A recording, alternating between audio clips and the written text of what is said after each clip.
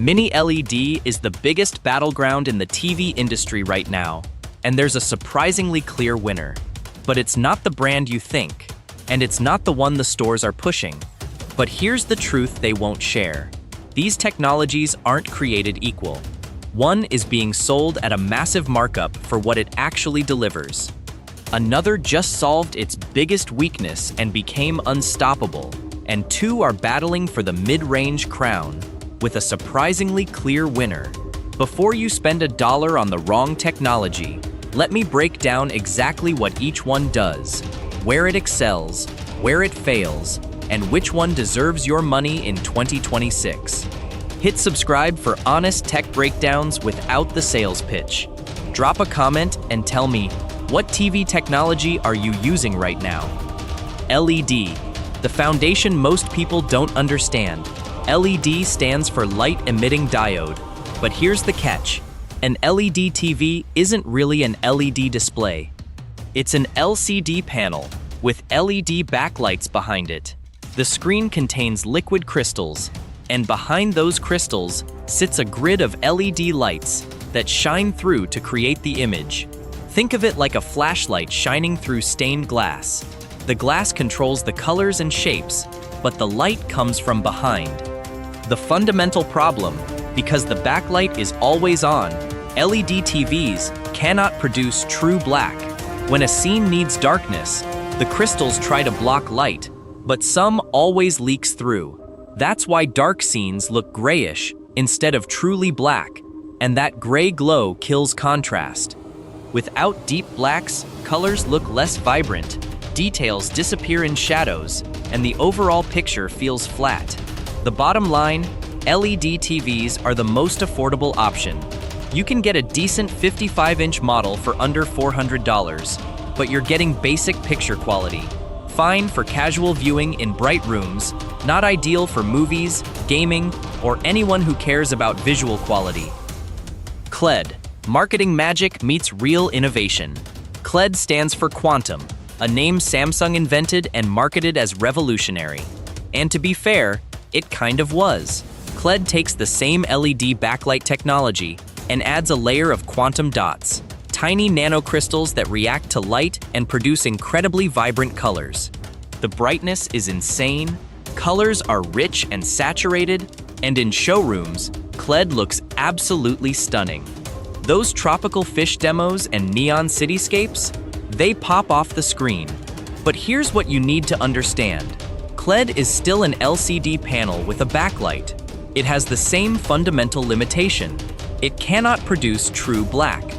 Those quantum dots make colors prettier, but they don't fix the contrast problem. Dark scenes still glow, and bright objects create halos of light around them, called blooming. The showroom secret, QLED colors are tuned to look incredible in stores. They're often oversaturated, pushed beyond what content creators intended. Greens look greener than real grass, skin tones can appear unnaturally warm. For casual viewing, you might not care, but for those wanting accurate, true-to-life colors, QLED can feel overprocessed. Best use case: bright living rooms, sports viewing, and general everyday use where you want vibrant colors and high brightness. Just know the incredible showroom picture isn't exactly what you'll see at home with normal content. Mini LED, the 2026 battleground.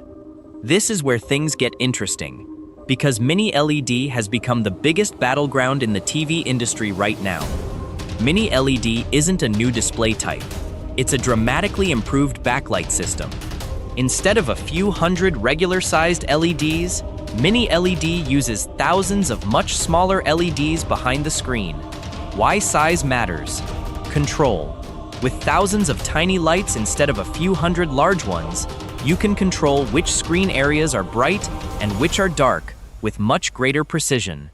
This is called local dimming, and it's the key to Mini LED's strength. Imagine a bright white moon against a pitch-black sky. On a regular LED TV, the whole area around the moon glows because the backlight zone is too large. On a Mini LED, the tiny LEDs directly behind the moon light up while surrounding ones stay off. You get a bright moon and a dark sky. Not OLED level perfect, but dramatically better than standard LED. The major players, TCL, Hisense, Samsung, and Sony. TCL and Hisense are pushing the technology at aggressive prices. You can get a 75-inch mini LED for under $1,000. Samsung's Neo QLED line and Sony's Bravia 7 and 9 offer premium mini LED with better processing at higher costs. The verdict? Mini LED is the sweet spot for most buyers in 2026. You get most of the contrast benefits of OLED, superior brightness for daylight viewing, and a price that won't break the bank. The only downside, Mini LED still can't match OLED in absolute black levels, and there can be visible blooming in extreme contrast scenes. OLED, where everything changes. OLED stands for Organic Light Emitting Diode. Unlike every technology we've discussed, OLED doesn't use a backlight at all. Each individual pixel produces its own light. That single difference changes everything. When a pixel needs to be black, it turns off completely. No light, no glow, pure absolute darkness. And right next to that completely black pixel, the neighboring pixel can be blindingly bright. The contrast is literally infinite. No other technology can match this. This is why OLED has been called the gold standard for picture quality for years. Colors look accurate because each pixel controls its own light and color independently. Viewing angles are perfect. You can sit anywhere in the room and get the same stunning picture. Gaming performance is unmatched. OLED pixels switch on and off in microseconds with near-instant response times. No motion blur, no ghosting. What changed in 2026? OLED used to have two major weaknesses. Here's what happened. Brightness is solved. The new generation of OLED panels using micro-lens array technology and QD OLED designs now hit over 2,000 nits of peak brightness, as bright as the best QLED and mini LED TVs. OLED is no longer the dim option. Burn-in is effectively solved for regular home use. Modern panels have pixel shifting, screensavers, automatic brightness limiters, and pixel refresh cycles. If you use your TV normally with varied content, burn-in is extremely unlikely. The only people at real risk are those leaving static images on screen for many hours every day. The verdict: which TV should you actually buy? The right answer depends on how you actually use your TV. For bright living rooms with lots of windows, winner, Mini LED TCL QM7 or QM8 Hisense U8 Samsung QN90. These TVs get incredibly bright, handle reflections well, and deliver great contrast even in daylight. Prices range from $700 to $2,000 depending on size and brand.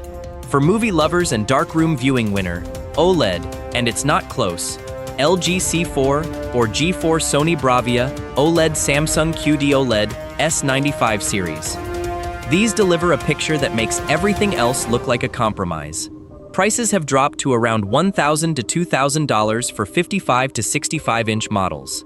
For gaming, winner, OLED. The response times, contrast, and refresh rates are optimized for the fastest, most immersive gaming experience.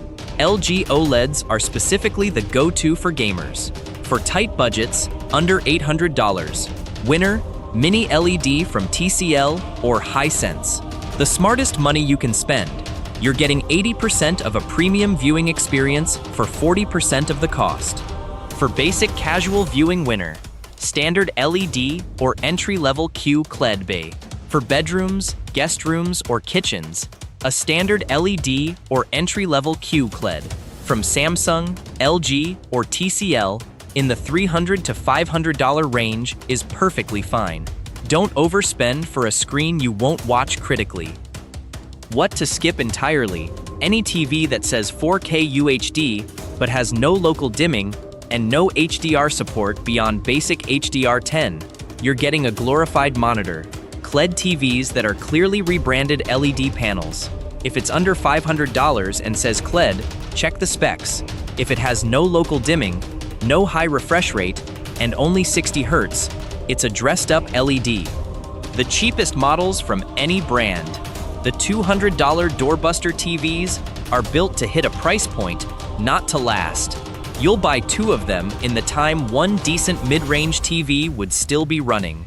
Buying based on brand loyalty alone. The brand that made your last great TV 5 years ago might not be making great TVs today. Always check the specific model and its reviews. If this breakdown helped you understand what you're actually buying, hit that like button and subscribe. Drop a comment and tell me what technology you're leaning toward. LED, QLED, Mini LED, or OLED. Thanks for watching. I'll see you in the next one.